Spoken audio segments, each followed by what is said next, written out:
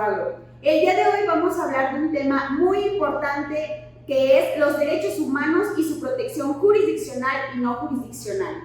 Nos está acompañando el maestro Hugo Enrique Mayo Castrejón. Bienvenido, maestro, es un gusto tenerlo con nosotros. Buenas tardes, muchas gracias. ¿Cómo se encuentra? Gracias por aceptar nuestra invitación, por acompañarnos el día de hoy y por compartir un poco de conocimiento con nuestra audiencia, quienes encontramos aquí a estudiantes de la Facultad de Derecho, pero además de ello, y por eso muy importante el desarrollo de este tema, tenemos a un público en general que quizá no entiende todavía muy bien de este tema o no nos queda muy claro. Bienvenido nuevamente una vez más. Gracias. Adelante. Muchas gracias. Pues hablar de los derechos humanos en la actualidad es hablar de un tema muy importante para el desarrollo de toda nación, incluso de toda la humanidad. Los derechos humanos han sido, desde ya hace varios siglos, un tema que se ha ido abordando a través de diferentes constituciones. Cuando hablamos de derechos humanos, hablamos de todos aquellos derechos, aquellas prerrogativas que tienen todas las personas por el hecho nada más de ser tales, por el hecho de ser personas. Entonces, son derechos básicos, incluso hay especialistas que los denominan derechos fundamentales. Entonces, cuando hablamos de estos derechos, de los derechos humanos, hablamos de esas prerrogativas que son inherentes, es decir, le pertenecen a cada persona como tal, ¿sí? Cuando hablamos de que son inherentes es que nadie se los puede quitar, que son derechos que necesitan ellos, o cada uno de nosotros, que todos somos seres humanos, ¿verdad? Aquí hablando de personas, que lo necesitamos para alcanzar ese potencial que cada uno tiene, para tener un desarrollo pleno como personas. Muy bien, maestro. Agregar también que en México tenemos salvaguardado los derechos humanos en el artículo 1 constitucional, donde también nos habla de algunos principios como son la universalidad, interdependencia, indivisibilidad y progresividad. ¿No es así, maestro? Así es, así es. A partir de la reforma de 2011, que tuvo nuestra constitución, todo esto a raíz de varias sentencias de organismos internacionales, México pues escuchó ese clamor, porque los derechos humanos, como lo acaba de mencionar, son derechos universales que pertenecen también a todas las personas en cualquier parte del mundo. Entonces México está suscrito a varios convenios internacionales y a raíz de eso pues ha tenido algunas sentencias de organismos jurisdiccionales que lo han llevado a adoptar una nueva perspectiva de los derechos humanos. Incluso al iniciar el capítulo 1 habla de un reconocimiento a los derechos humanos que reconoce la Constitución y también los tratados que México ha suscrito en otros países. Así es, querido público, ya escucharon, México es parte de muchos tratados internacionales y por lo tanto el Estado tiene la obligación de salvaguardar nuestros derechos humanos. Pero maestro, coméntenos, ¿siempre han existido los derechos humanos o es este un tema nuevo? Bueno, desde el punto de vista positivo, es un tema reciente que lo podemos llevar hacia el fin de la monarquía, ¿sí? Como un régimen de gobierno que existía donde el rey tenía un poder absoluto. En ese momento, con el pensamiento liberal que se da, se toma la libertad, ¿verdad?, como un elemento de la autodeterminación de los individuos, ¿verdad?, que es elemental, necesario para el desarrollo, y dentro del pensamiento liberal se habla de que los derechos humanos son derechos naturales inherentes al ser humano, que incluso están antes de todo contrato social. Excelente, maestro.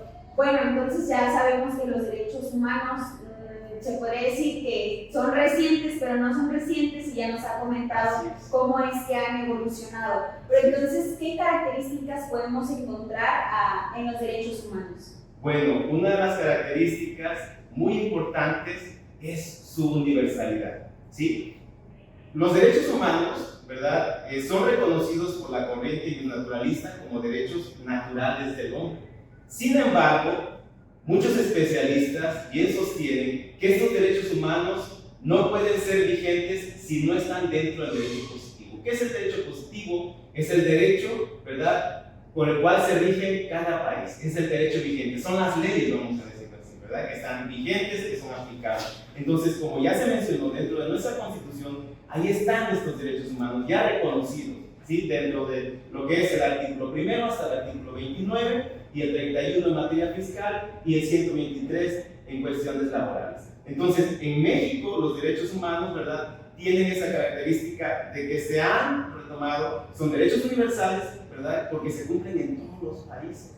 Otra de las características es su imprescriptibilidad, es decir, estos derechos, no porque se aprobaron hace 10 años o se reconocieron hace casi 12 años, como el caso de México, ¿sí?, estos derechos no dejan de ser por el tiempo, ¿verdad? No por ahora sí, por los tiempos que está viviendo cada país, por las necesidades que está viviendo cada país, sino al contrario, tenemos otra característica ahí, que es la progresividad, ¿sí? ¿Qué significa esto? Que de acuerdo a las circunstancias, los derechos humanos van a irse expandiendo, van a irse incluyendo más derechos. Hablamos de ciertos derechos, por ejemplo, como a la vida, el derecho a la libertad, pero dentro de esos derechos hay más derechos que están comprendidos.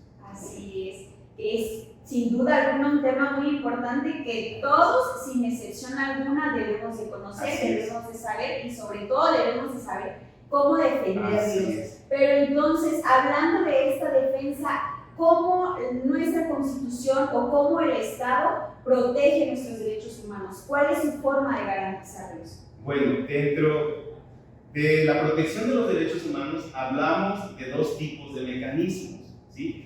Uno de ellos es el mecanismo que vamos a denominar jurisdiccional, ¿sí?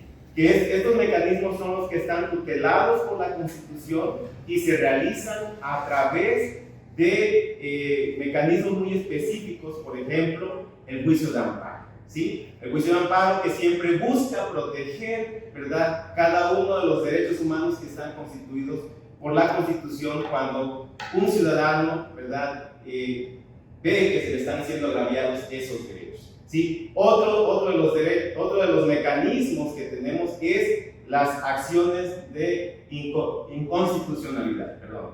Y finalmente tenemos también otros que son las controversias constitucionales, que recientemente, bueno, estos mecanismos los vimos en acción con algunas situaciones de materia electoral, ¿sí? Y también hablamos de los mecanismos no jurisdiccionales. ¿Cuáles son esos? Bueno, son los que contempla el artículo 102, apartado B, ¿verdad?, que otorga, ¿verdad?, cierta autonomía a órganos autónomos, vamos a decirlo, que se encargan de proteger estos derechos humanos, pero cuya actuación no es vinculatoria como se realiza a través de los mecanismos jurisdiccionales. ¿Cuáles son estos? Bueno, las comisiones, primeramente la Comisión Nacional de Derechos Humanos a nivel nacional y las comisiones estatales, quienes emiten recomendaciones que no son vinculatorias, es decir, las autoridades a las cuales emiten estas recomendaciones no están obligadas a cumplirlas. Sin embargo, el fin de estas recomendaciones es cumplir con un deber moral que tiene, en este caso, el Estado.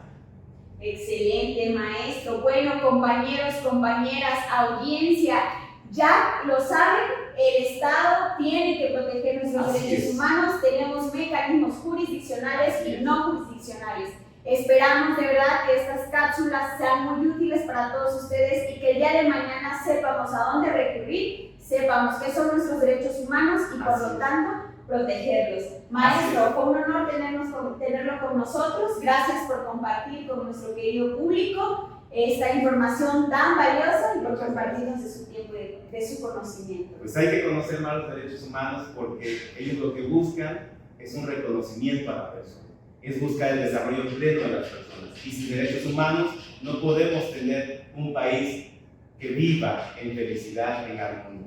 Entonces, muchas gracias. Muchísimas gracias, maestro. Un honor tenerlo con nosotros. Gracias.